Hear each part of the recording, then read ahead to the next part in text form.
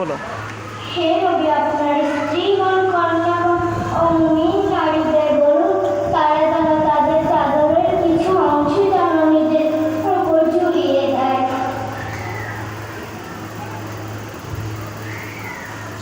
সম্মানিত